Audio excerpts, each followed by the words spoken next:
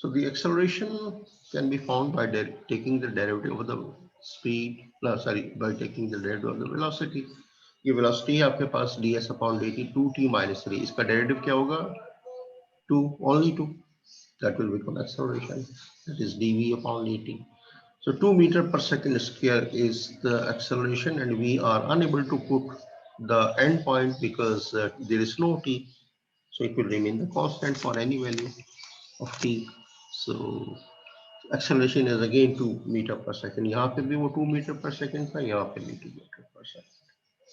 So turning point will occur at ds upon t. याद रखिएगा जब distance with respect to time आप differentiate करें और इसको equal to 0 करें तो हम देखते हैं कि turning point कहाँ आ रहा है, at what value of t. तो the moment I am putting ds upon dt, ये आपके सामने एक relation है. Look at my cursor. ये ds upon dt है. You set it equal to 0. So the equation will become 2t minus 3. Find the value of t. Shuffle t to the right side. T will become 3/2 यानी 1.5 seconds. अब यहाँ पे जरूरी नहीं है, ये हम टर्निंग पॉइंट इसको कहते हैं, बट डायरेक्शन चेंज हो रही है या नहीं है ये इसको हम देखना है. कैसे देखेंगे? At t equal to 3/2 seconds, the body changes the direction as. अब हम इससे एक पॉइंट थोड़ा पहले लेंगे और एक बाद में लेंगे, यानी एक्चुअली दिस पॉइंट इज 1.5. तो बिफोर पॉइंट क्या होगा? 1.4. एक इसके बाद आफ्टर पॉइंट क्या होगा? 1.6. I am choosing 2 neighbouring points. सुन लें, ये आपने करना होगा बाकी सवालों में. क्या करना है आपको? पहले आपको टी को निकाला है ना, ऐसे मतलब आ गया 1.5. इससे छोटा पॉइंट क्या होगा? मतलब बिफोर, इमीडिएटली बिफोर 1.4 और इमीडिएटली आफ्टर दैट इज 1.6. ये 2 पॉइंट्स हम हैं, इसको लेके कहाँ पुट करेंगे? ds ओवर dt में. ये आपका ds ओवर dt है. अब t की जगह मैं रख रहा हूँ 1.4. तो ds over dt is being evaluated at 1/4. देखा सर सर एक मिनट है जो मैं इसको खत्म कर लूँ, इसको खत्म कर लूँ फिर पूछिएगा. ds over dt at t equal to 1/4. ये आंसर आ रहा है -0.2. और अगला पॉइंट आपका होगा 1.6. अगला पॉइंट ये देखिए मैंने लिखा हुआ है बॉटम पे. तो ds over dt evaluated at t equal to 1.6. The moment you will be putting here 2 into 1.6 और उसको माइनस कीजिए 3, तो बाकी जो बचेगा आपके पास वो होगा +0.2. तो अगर बिफोर पॉइंट पे और आफ्टर पॉइंट पे तब्दीली आ रही है साइन की तब्दीली देखिए माइनस से प्लस हो गया. It means the body is changing its direction. अगर ये माइनस पहले है और बाद में भी माइनस है, या पहले पॉइंट पर भी प्लस है और बाद में भी प्लस है, तो the body is not changing the direction. ये नोट कीजिएगा कि चेंज साइन के अंदर आना चाहिए. If the sign is changing either from the negative to positive or positive to negative, even then in both the cases the body is changing its direction. Now who was asking a question? पूछिए. Sir ऊपर function of T आपने दिखाइएगा जहाँ से question start हुआ है. ये yes sir. Sir अब ये आपने function D T plus delta T की जगह आपने ये वाली इक्वेशन पुट करी है, लेकिन फंक्शन टी की जगह आपने 2 पुट करा है, वो क्यों?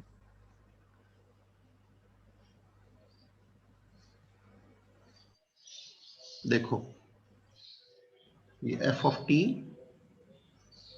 देखो ये है इनिशियल पॉइंट, ठीक है, और F T plus delta T हम अगले पॉइंट पर जा रहे हैं.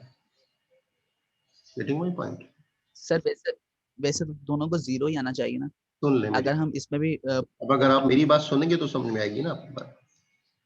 यस सर बोलो. एफ टी जो है ये पहला पॉइंट है आपका, इसको पुट कीजिए 0 0 0. क्या बचा? क्या बचा? 2 सर. ये है f0 की वैल्यू, ठीक है. अगला ठीक है है सर. ये t प्लस डेल्टा टी वाला पॉइंट, ये 2 नेक्स्ट पॉइंट जो होता है, इसको रखो t प्लस जी f2 रखो यहाँ पर। ठीक है सर, समझ आ गया। ये बाद वाले पॉइंट पर इवेलुएट किया, ये 0 हो गया। फिर ठीक है हमने सर, समझ। any other body having any question? So the particle is changing its direction at time t equal to 1.5 seconds. तो got the idea? आपने इस क्वेश्चन में डिस्प्लेसमेंट निकाला, क्या क्या निकाला पता होना चाहिए। हमने डिस्प्लेसमेंट निकाला, वी एवरेज निकाला, फिर हमने वेलोसिटी निकाली, फिर स्पीड निकाली, वेलोसिटी की एब्सोल्यूट वैल्यू ले ली, एक्सेलरेशन निकाला। इनको हमने एंड पॉइंट्स पे कैलकुलेट किया। एंड पॉइंट में t इक्वल टू 0 था और एंड पॉइंट पे t इक्वल टू 2 था। और सी पार्ट में हमने कैलकुलेट किया whether the particle is changing its direction and if at all it is changing, then at what time, that time also calculated. So we substitute ds upon dt equal to 0, calculated the equation, and the value of t is your time where the particle is changing or may not be changing the direction. देखिए शायद मैंने कोई एक और भी part किया होगा। Okay, I did question number 3 for you. देखिए मैं तो प्रैक्टिस आप लोगों को कर करके दे रहा हूँ, लिख लिख के दे रहा हूँ, so that you understand it well. बाकी जो सारे parts I can't do, the rest you have to do. और आप अपने दिमाग को इस्तेमाल करेंगे तो आपको ज्यादा समझ में आएगी। मेरा ये लिखा हुआ और सामने सोल्यूशन, उससे बात नहीं बनेगी आपके लिए। बार बार कहता हूँ, mathematics comes in your mind till you do it with your own hands. पढ़ने से कभी नहीं आता, नेवर। मेरे भी समझाने से इतना नहीं समझ में आएगा जितना आपको अपने हाथ से करने से आएगा। मेरा समझाना आपको गाइडलाइन देगा, लेकिन वो guideline it will stick to your mind and make all the points in your mind clear till you do the question with your own hands. Okay, the third question is s equal to minus t cube plus 3t square minus 3t. Again, the time interval is 0 to 3. Time interval is 0 to 3. Okay. ये F T पर आएगा और ये F of T plus delta T पर ये time आएगा, T plus delta T. Okay, differentiate the given function. ये आपका डीएस ओवर डी टी आ गया, इसी को आप वेलोसिटी कहते हैं, ये वेलोसिटी एक्चुअली। तो put DS over D T equal to 0। कौन सा क्वेश्चन कर रहे हैं हम? अच्छा, ये मैंने सिर्फ उसका सी पार्ट किया है। ए बी सी स्पीड और एक्सेलरेशन आप निकाल लेंगे, मैं इसकी टर्निंग पॉइंट आपको बता रहा हूँ कि whether the particle is changing its direction. ये सी पार्ट मैंने किया, लिखा हुआ है यहाँ पर। ए बी आप खुद कर लीजिएगा, उसमें डेरिवेटिव निकाल के एंड पॉइंट्स पुट कीजिएगा as we did in question number A part. इसके अंदर मैं सिर्फ ये दिखाना चाह रहा हूँ कि आपको देखना है कि whether the particle is changing its direction, ये ज्यादा इंपॉर्टेंट है। डीएस ओवर डी आपने निकाल लिया, इसको 0 रखा, इक्वेशन आ गई, इसको सॉल्व किया। देखिए इसको डेरिवेटिव को हमने 0 रखा है, DS over D 0। Solve the equation, इस क्वाड्रेटिक इक्वेशन। इसको जब सॉल्व किया, ये t माइनस 1 का होल स्क्वायर इक्वल टू 0, तो t इक्वल टू 1 आ गया। अब हम चूज करेंगे नेबरिंग पॉइंट्स ऑफ 1। इससे पहले एक पॉइंट और एक थोड़ा सा बाद में। पहले वाला हो जाएगा 0.9 और आगे वाला हो जाएगा 1.1। ठीक है ना, that is the points are neighbouring points are 0.9 and 1.1। चलिए, ये दोनों पॉइंट कहाँ रखेंगे? इसके डेरिवेटिव में। -3 टाइम्स या फिर 0.9 रखिए, -3 टाइम्स 0.9 का स्क्वायर प्लस 6 t की जगह रखेंगे 0.9 माइनस 3। सॉल्व किया, आंसर आया हमारे पास -0.03। फिर अगला पॉइंट लिया t इक्वल टू 1.1, ये हमारा नेक्स्ट नेबरिंग पॉइंट था। इसको भी हमने यही रखना है ds ओवर dt के एक्सप्रेशन में। -3 into 1.1 whole square plus 6 into 1.1 minus 3। सबको सॉल्व किया, आंसर फिर आया -0.3। अब कोई साइन में तब्दीली नहीं नजर आ रही, देख रहे हैं आप? ये हमने बिफोर पॉइंट पर कैलकुलेट किए हैं और ये आफ्टर पॉइंट पर कैलकुलेट किया है। सर समझ में नहीं आ रहा। क्या चीज समझ नहीं आ रही? क्या चीज बेटा पूछो, क्या चीज समझ नहीं आ रही है? वहां से पूछो ना। कुछ भी नहीं आ रहा तो इसका मतलब आपने शुरू में पूछ रहा था ना। सुनो, ये है क्वेश्चन 3 आपका, ये क्वेश्चन दी हुई है और ये इंटरवल दिया हुआ है। ये समझ में आ रहा है? कि जो चीज दी हुई है आपको क्वेश्चन में, ये भी समझ नहीं आ रही? जी ये तो समझ आ गई। इसका डेरिवेटिव लेना आता है? आता है? और भाई इसको जी आ, डिफरेंशिएट है, पावर इधर आ गई, पावर फंक्शन पावर -1 पढ़ाया था नहीं फॉर्मूला ये? जी जी इसका क्या आएगा 60, इसका क्या आएगा -3। ये समझ में आया? जी आ गया। ds ओवर dt को 0 रखते हैं हम टर्निंग पॉइंट निकालने के लिए, रखा? हमेशा ठीक है। हर सवाल में करना है आपने, पहले सवाल में भी किया था। 0 रखो, इस इक्वेशन को सॉल्व करो। क्वाड्रेटिक इक्वेशन सॉल्व करने आती है? या तो क्वाड्रेटिक फार्मूला लगाओ या फैक्टराइज करो। जी ठीक है, हो जाएगा ये भी। t की वैल्यू आ गई 1, t की वैल्यू 1 आ गई? जी अगर नहीं आई तो पूछो। ये टी स्क्वायर -2t + 1, ये कंप्लीट स्क्वायर किस चीज का है? t - 1 का होल स्क्वायर है कि नहीं है? हाँ बोलो, ये t - 1 का होल स्क्वायर है या नहीं है? जी सर है। तो होल स्क्वायर जब अंडर रूट लेंगे तो क्या बचेगा? t - 1। आंसर क्या आएगा? t का 1। यहां तक आ गया जी समझ में? आ गया? जहां से समझ ना आया करे वहां से पूछा करो ना, अब तुमने पूरा रिवाइज करवा दिया। अब और से समझ में आ गया ना। अब सुनो, इसकी दो नेबरिंग पॉइंट हो, एक इससे पहले वाला 0.9 और इसके आगे वाला 1.1। ये भी समझ में आया? ये दो पॉइंट कहां से आसमान से टपक पड़े? कहां से आए? कहां से आए? 0.9 और 1.1 ये कहां से आए बताओ? कहां से आए भाई? जब तुमसे पूछो तो इसका एक पॉइंट आगे एक पॉइंट पीछे। एक आगे एक पीछे, बस अच्छी बात है। जी बोल रहा हूँ, नेबरिंग पॉइंट है। बोल रहा हूँ नेबरिंग पॉइंट, नेबरिंग पॉइंट। अब जब पूछो तो मुंह बंद हो जाता है तुम लोगों का, है? तो बता तो रहा हूँ नेबरिंग पॉइंट। नहीं तुमने नहीं बताया, ये लड़की ने बताया। चलो जब कोई बोलना शुरू करता है उसके पीछे पीछे बोलते हो। जब तुमसे मैं पूछ रहा हूँ तुम्हारी आवाज नहीं निकल रही। अब इन दोनों पॉइंट्स को उठा के 1 by 1 इसी इक्वेशन में रखिए। कौन सी? ds/dt में। ठीक है, पहले पॉइंट पे रखा, पॉइंट रखकर इसको सॉल्व करना ये आपको आना चाहिए। ये भी नहीं कर सकते हो, टी की वैल्यू रखो, स्क्वायर लो, मल्टीप्लाई करो, ये सब मैं बताऊं आपको कि आता है इतना सा? टी को पुट नहीं कर सकते किसी में, टी की वैल्यू को। ये आंसर आया -0.03। नेक्स्ट पॉइंट पर भी -0.03 and there is no change in the sign.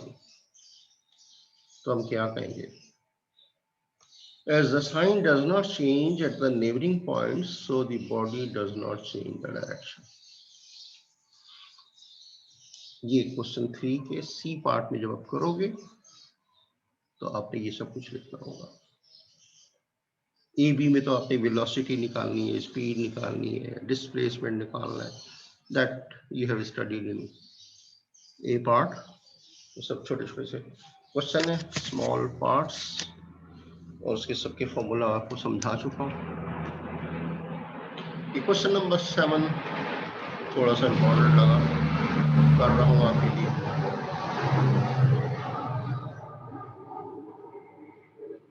देखिए मैं क्वेश्चन इसलिए लिख देता हूँ ताकि क्वेश्चन सामने हो तो फिर पता चले वो पूछ क्या रहा है।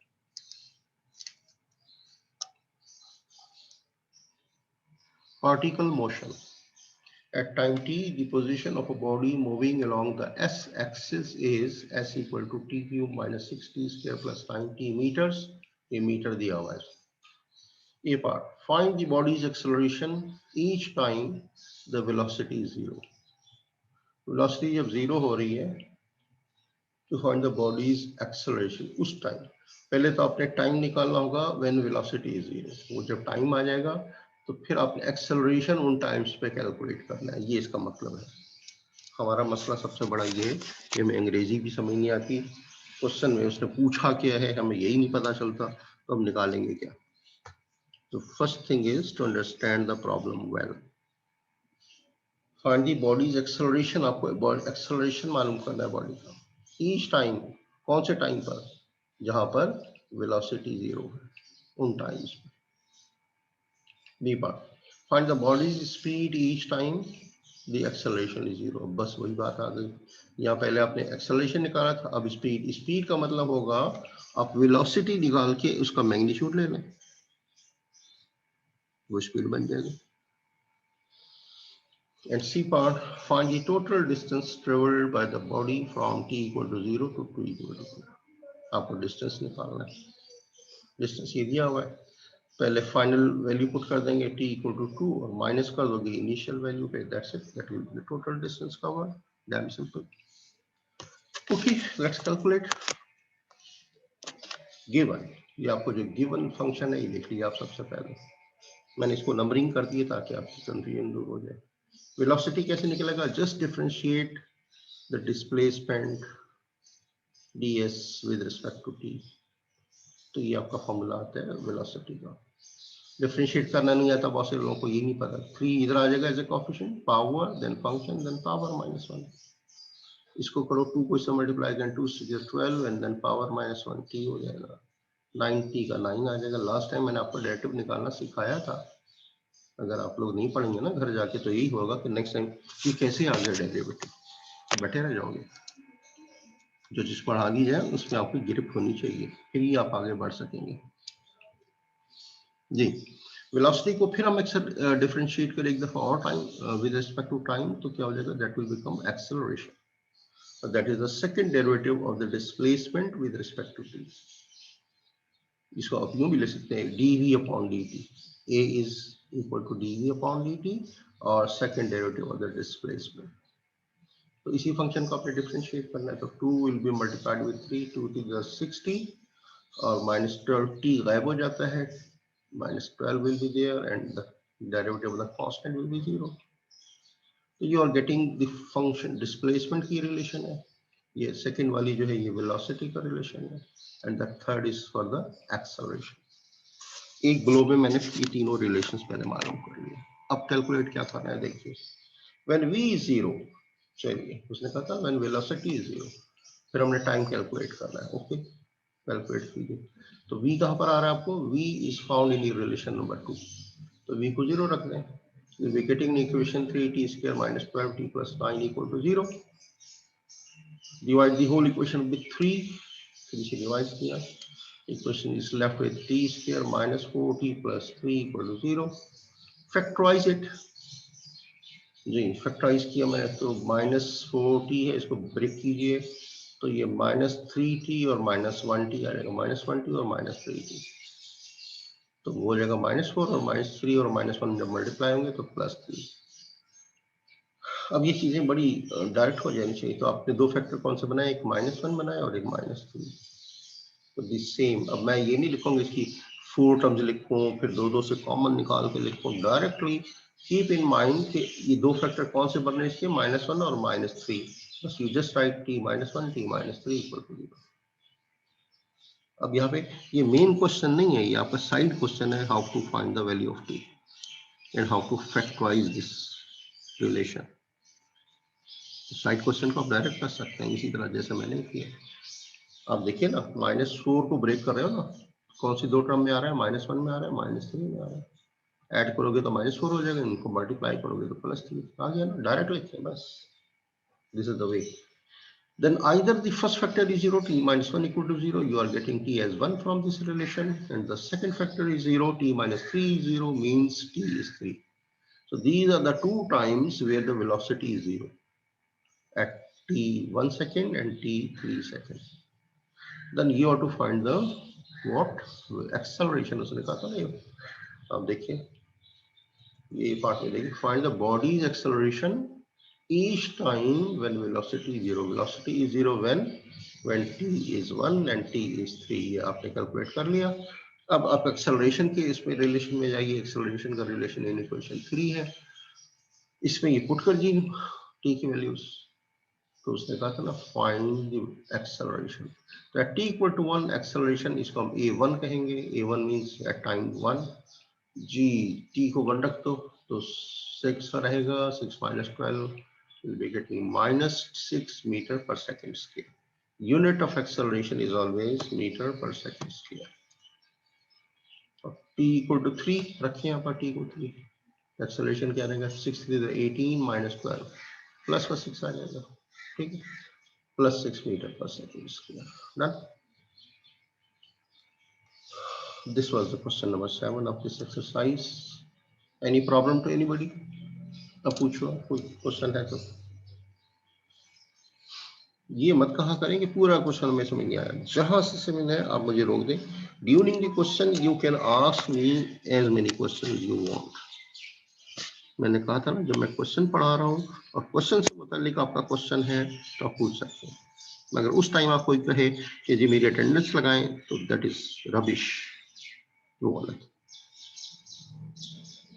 वो होता है डिस्टर्ब करना। क्वेश्चन में पढ़ाते वक्त डेवलपमेंट के दौरान आप कोई क्वेश्चन रिलेटेड क्वेश्चन कर रहे हैं तो that is not irrelevant, that is not the disturbance. या एनीबॉडी? तो डैम सिंपल क्वेश्चन। ये तो ए पार्ट हुआ ना, ये अब इसका बी पार्ट क्या कहता है? Find the body speed each time the acceleration is zero. जब एक्सेलरेशन जीरो है तो आपने बॉडी की स्पीड निकालनी है। अब एक्सेलरेशन कहाँ जीरो आ रहा है, ये देखिए, this B part is on the right top. When acceleration is zero, then from equation number 3 we get, अब देखो 3 equation में acceleration को zero रखो, ये this relation 3 is giving you the relation of acceleration, a को zero रख दिया, when acceleration is zero, तो 0 is equal to 6t minus 12, t की वैल्यू क्या आएगी बोलो? what will be the value of t, जल्दी बताइए। नहीं बता सकते, सब सो रहे हैं, सो रहे हैं ना आप लोग। 2 सर 2 आएगी। हाँ 12 उधर गया, 60 is equal to 12 means t is 2। तो जल्दी जवाब दिया करो ना भाई, response should be prompt. Okay, t is 2 seconds. Speed का फॉर्मूला क्या बताया था? मॉड ऑफ v, है क्या नहीं? तो जहां पे t है वहां पे आपने 2 रखना है। ये देखिए, ये है सेकंड रिलेशन में आपका v है तो इसका मॉड ले लो, और t की वैल्यू आपके पास 2 आ गई है, put value of t as 2, तो 2 to the 4th सीधा 12, और ये हो जाएगा 24, तो क्या बच गया माइनस का 12 और प्लस 9, क्या बचेगा माइनस का 3। इसका एब्सोल्यूट वैल्यू क्या होगी? +3। चेक करते हैं, ये देखिए, ये -3 आया और उसकी एब्सोल्यूट वैल्यू ली। स्पीड हमेशा मॉड वैल्यू होती है, तो क्या हो जाएगा 3 मीटर पर second. Distance travelled by the body, ये एक अच्छा सवाल है। उसने कहा कि बताइए distance travelled by the body. थोड़ा सा स्केचिंग कर ले तो ज़्यादा अच्छा होता है। कर्व को स्केच करने का तरीका मैंने आपको समझाया हुआ है, पूरा कर्व स्केचिंग पे आपने सिंपल फंक्शंस को कैसे करना होता है। एक टेबल ऑफ वैल्यूज बना लिया करें, 3-4 वैल्यूज ले लें। आपका इंटरवल इतना छोटा है, 0 से 2 है, तो 0, 1, 2 ये वैल्यूज ले लें। इस इंटरवल के अंदर ही रहना, हमने बाहर तो नहीं जाना। ये 3 वैल्यूज ले ली, तीनों को मैंने यहाँ पुट किया, तो एस की वैल्यू आई। जब टी को 0 रखा, सब में टी है तो सारा 0 हो गया। टी को 1 रखा तो 1 - 6 + 9, तो बचा के आपके पास 4। जब 2 रखा तो टी की जगह 2 रखेंगे, आंसर एस का भी 2 आ गया। तो दिस इज द रिलेशन। अब यहाँ देखिए मैं प्लॉट कर रहा हूँ, 0, 0 का मतलब है ओरिजिन, 1, 4, जब ये 1 है, दिस इज वैल्यू ऑफ 1, तो y की वैल्यू क्या है 4, यानी s हमारा डिपेंडेंट वेरिएबल है। ये पॉइंट आ गया, और 2 पे 2 है तो दिस इज द वैल्यू 2, और 2 पे 2 वैल्यू। आप कर्व को यहाँ से घुमाइए, ये आपका आ गया। तो ये डिस्टेंस वापस नीचे भी आ रहा है, ठीक है। तो यहाँ से यहाँ तक पीक डिस्टेंस कितना होगा 4, और फिर जो नीचे आया वो 2। So we know that in the interval 0 से 1, ये 0 से 1, the distance is from here to here, ये 4 है, ठीक है। और यहाँ से यहाँ तक वापस आ रहा है 2 मीटर्स, 1 से 2 मीटर, 2 मीटर। तो total distance covered is 4 + 2, that is 6 metre. Yes, anything else? या पूछिए, उसको नोट कीजिए, अंडरस्टैंड कीजिए। एक मिनट में आता हूँ।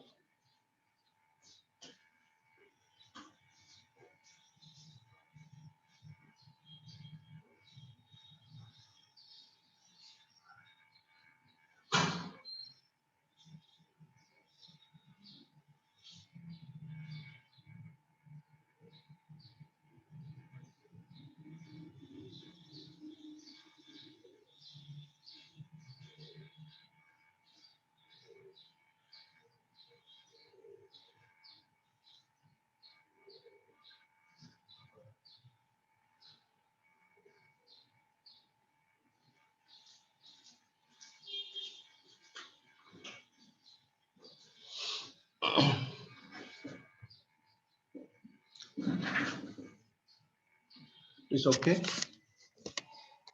यहाँ तक बात समझ में आ गई? कोई जवाब नहीं आ रहा, फॉर्म्स हो गई क्या? आ गया? अब बच्चे जवाब तो दिया करो ना, आप लोगों के अंदर सबसे बड़ा मसला ये है कि जवाब ही नहीं देते।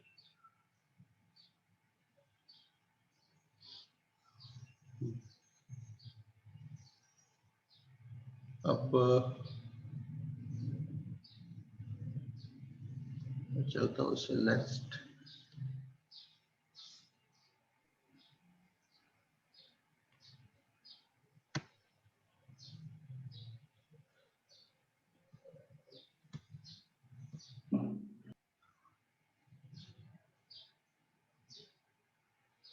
सिया मौजूद हो? हेलो सिया, हेलो, कहाँ हो भाई दानियाल? स्टॉप हो गया, यस सर। आवाज आ रही है आपको? अच्छा, अब आप बताइए, इससे नेक्स्ट स्लाइड जो है वो मुझे यूज करनी है और वो मैंने यहाँ पे डाली हुई है जी। इससे नेक्स्ट स्लाइड, इसके आगे नजर नहीं आ रहा ये जो है ना, इसको कैसे खत्म किया जाए? ये जो चीज नजर आ रही है इसको स्टॉप करो।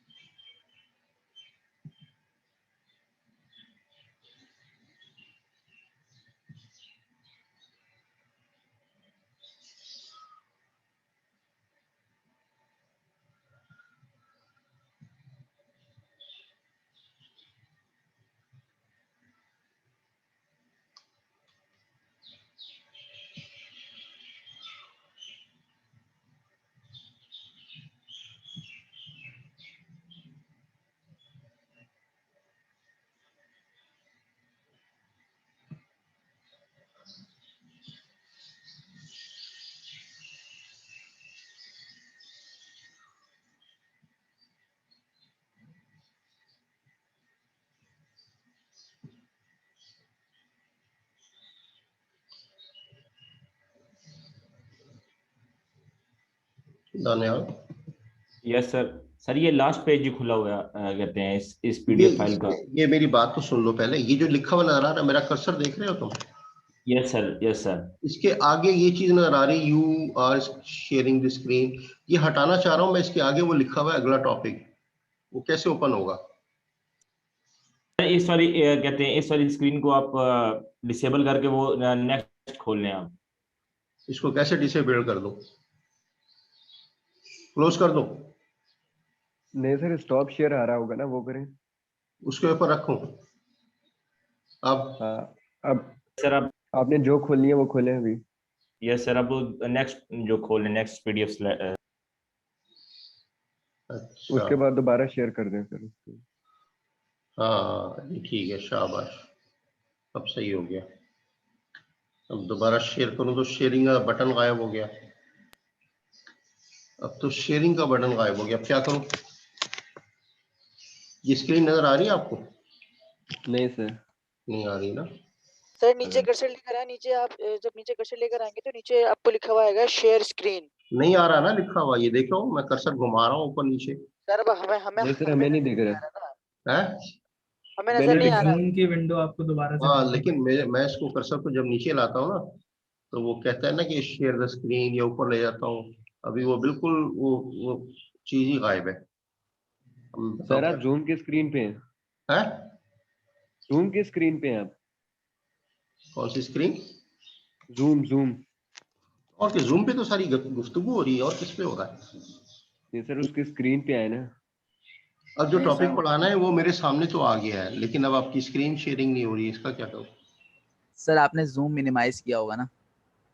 एक मिनट देखता हूं मैं। देखो ना, ऐसी ऐसा ऐसा बताओगे तो फिर बात बनेगी। जूम, अच्छा फिर दोबारा मीटिंग बना लें दूसरी। नहीं भाई वो ये बहुत अब आ गया, अब आ गया, अब नजर आ रहा है आपको? यस सर हो गया। अब ठीक ये हो रहा है। बस माशाल्लाह सर हो गया। माशाल्लाह। अब ठीक हो गया ना, नजर आ रहा है ना? हो गया सर। जी सर। यस सर क्लियर है। ओके, ये देखिए मेरा नया टॉपिक शुरू हो रहा है आज से। ये that is the derivative of the trigonometric function. बिल्कुल आपने इंटरमीडिएट में बहुत अच्छी तरह पढ़ा हुआ है, उसी चीज को हम थोड़ा सा रिवाइज करेंगे। आप रिकॉल कीजिए, जो चीजें भूल गई हैं उनको याद कर लीजिए। Nothing is difficult in that, मगर जब आपको डेरिवेटिव दिया जाए तो फिर क्वेश्चन गलत नहीं करना है। तो डैम सिंपल, नोट कीजिए। There are 6 trigonometric functions: sine, cos, tangent, cotangent, secant, cosecant। इस तरह से जोड़े जोड़े बना लें, क्योंकि इन जोड़े जोड़ों के डेरिवेटिव मिलते जुलते से हैं। और एक चीज मेरी याद रखिएगा। अच्छा चले मैं आपको पहले पढ़ा दूं, फिर मैं आपको बताऊं क्या क्या याद रखिएगा। लिखा है derivative of the sin x is cos x, derivative of the cos x is minus sin x। देखिए माइनस कहाँ आ रहा है, ये नोट कीजिएगा। Derivative of tangent is secant square x and derivative of cotangent is minus cosecant square x। मैंने कहा था ना, टेंजेंट कोटेंजेंट इसका पेयर बना हुआ है, दोनों में स्क्वायर आ रहा है। नोट कर रहे हैं आप? Similarly derivative of the secant is secant x tangent x, ये अपने डेरिवेटिव में मौजूद है secant x। Similarly derivative of the cosecant x is minus cosecant x cotangent x। Cosecant x भी अपने डेरिवेटिव में मौजूद है, लेकिन उसके साथ मल्टीप्लाई हो रहा है कोटेंजेंट x।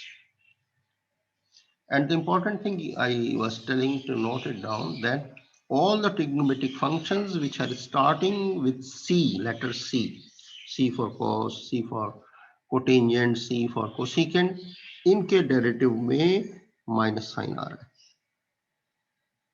अब कंफ्यूजन नहीं होनी चाहिए कि कहाँ माइनस लगाना है, कहाँ लगाएंगे माइनस, बोलो क्या बताया? जो सी से स्टार्ट हो। जी, all the trigonometric functions which are starting with C, C for cos, C for cosecant, C for cotangent, इन सब के डेरिवेटिव में माइनस लगेगा। अगर आपने नहीं लगाया तो आपके नंबर माइनस हो जाएंगे, याद रखना, ख्याल रखा करो इन चीजों का। जी अब आगे आइए, बस फॉर्मूला तो ये थोड़ा सा 6 फॉर्मूला से। एक्सरसाइज 3.4 का एक क्वेश्चन कर रहा हूँ, देखिए डेरिवेटिव इन एक्सरसाइज 1 to 18 सारे एक ही जैसे हैं। फाइंड dy और dx। क्या करना है? y equal to x square cos x using the product rule of the differentiation. देखिए दो चीजें मल्टीप्लाई हो रही हैं, एक्स स्क्वायर और ये cos x। एक चीज मेरी याद रख लीजिएगा, थोड़ा सा नॉलेज बढ़ाइए अपना और इसको याद रखिए, फखर महसूस होता है आदमी को। एक्स स्क्वायर जो होता है ना, ये x प्लस 1, ये सारे कहलाते हैं अलजेब्रिक फंक्शंस। कौन से function? Algebraic functions. cos x, sin x, tangent x, ये कहलाते हैं ट्रिग्नोमेट्रिक फंक्शंस। ठीक है, e की पावर x होगी, that is called the exponential function. जहां ln लगा होगा log x plus 1, that is called the logarithmic function. बात समझ आ रही?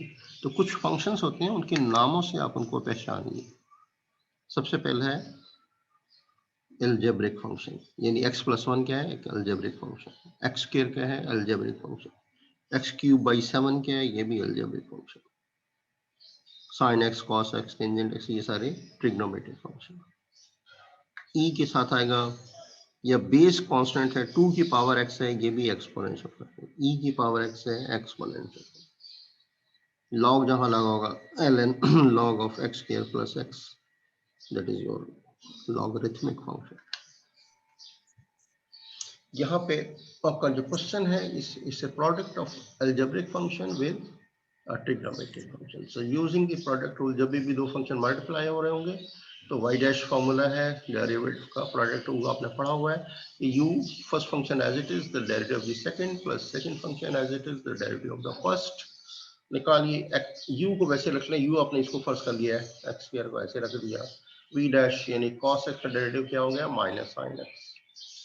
फिर बीच में according to the rule, the formula, there is a plus sign, put a plus sign, v लिख लो। v आपका सेकंड फंक्शन है, दैट इज cos x और u डैश पहले वाला का डेरिवेटिव क्या हो जाएगा 2x। बस कुछ भी नहीं, ब्रैकेट को खोल दें, माइनस बिगिनिंग में लिख दें, इसका 2 और x पहले लिख दें, ट्रिग्नोमेट्रिक फंक्शन आखिर में रखा करें। कोई प्रॉब्लम किसी को? जी बताइए। No sir. हाँ, this was question number damn simple. देखिए क्वेश्चन नंबर 6 आसान क्वेश्चन है, लेकिन आप प्रैक्टिस खुद करेंगे तो फिर समझ में आएगी बात। See question number 6, question is x square cotangent x minus 1 over x। इसको मैं ऐसे लिख रहा हूँ, x स्क्वायर कोटेंजेंट x, ये नीचे वाली टर्म ऊपर ले आए तो x की पावर क्या हो जाएगी -2। अब डिफरेंशिएट करें, ये भी प्रोडक्ट रूल लगेगा। First function x square as it is, cotangent x का डेरिवेटिव आ जाएगा माइनस कोसेकेंट स्क्वायर x, अभी पढ़ाया, plus second function cotangent x as it is, the derivative of the first function x square derivative क्या हो जाएगा 2x, plus ये power उठ के यहाँ आ जाती, पावर रूल लगेगा, power will become the coefficient, ये माइनस ऑलरेडी है, -2 से जब मल्टीप्लाई होगा तो क्या हो जाएगा +2। इस माइनस प्लस का बहुत ख्याल रखिएगा। और फिर फंक्शन लिखते हैं और पावर -1 करते हैं, जहन में रखते हैं रूल क्या है, पावर -1, तो दिस इज ऑलरेडी -2, इसमें -1 करेंगे तो -3। कुछ लोग समझते हैं -1 कर दिया, आप -1 लिखेंगे तो गलत हो जाएगा। पावर अगर ऑलरेडी नेगेटिव है तो उसमें से और -1 करेंगे तो आंसर हो जाएगा आपका -3। फिर इसको आखिर में नीचे ले आए, पावर नेगेटिव हमें नहीं चाहिए, उसको नीचे ले जाके रख दें, इसको सिंप्लीफाई करें, 2x को पहले लिख दिया, इस माइनस को बाहर लिख दिया, बस ये सिंप्लीफिकेशन इज मस्ट। कोई प्रॉब्लम है कोई? नहीं, नो सर। नो। आइए क्वेश्चन नंबर 14 को देखिए, cos x upon x plus x upon cos x। इसका पहले एलसीएम ले लिया मैंने, तो जब डिनोमिनेटर में दो चीजें डिफरेंट हो, you just multiply them, that is the LCM. इन दोनों को मल्टीप्लाई कर दिया x cos x। अब इस पूरी प्रोडक्ट को आपने इसके डिनोमिनेटर से डिवाइड करना है, तो x से x कट जाएगा, यहाँ बचेगा cos x, इसको ऊपर मल्टीप्लाई करेंगे तो will become cos square x। यहाँ पे ये जो एलसीएम है इसको डिवाइड कीजिए, इसके डिनोमिनेटर से cos x कटेगा, बचेगा क्या x, इस x को ऊपर मल्टीप्लाई करेंगे तो x स्क्वायर। ठीक है, ये आपका सिंप्लीफिकेशन यानी एलसीएम लेने के बाद आ गया। After that you set the numerator function as the u value and denominator function as v and go add for the derivative. तो u dash is a power here, then function, then power -1 into derivative of the function।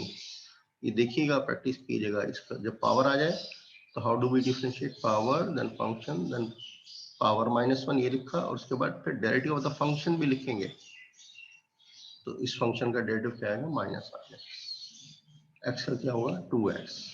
ये product rule लगाए, first function as it is, derivative of the second cos का -sin x हो जाएगा, plus second function cos x as it is, और derivative of x will be 1। Simplify कीजिए, -x sin x cos x। After getting u dash and v dash, use these values in the formula is dy over dx, vu dash minus uv dash upon v square। this you studied last time, the quotient rule of the derivative। Put कर दें v की value, the value of v is where, ये है v आपके पास, x cos x, bracket हमेशा use किया करें, u dash, this is u dash, put in another bracket, minus, फॉर्मूले में माइनस है, याद रखिएगा ये माइनस है, फिर u की वैल्यू ये है cos स्क्वायर x स्क्वायर ये लिखा, और u डैश v डैश क्या है, v dash is this value, और डिनोमिनेटर में x cos x का होल स्क्वायर, ये जो आपके पास v है इसका स्क्वायर। बस आगे सिंपलीफाई कीजिए, ब्रैकेट्स को खोलिए, ब्रैकेट को खोल के सिंपलीफाई करना, ये कोई मसला नहीं, आपको होना चाहिए। कैसे ब्रैकेट खोलते हैं, इस चीज को आपने अंदर मल्टीप्लाई करना हर एक से,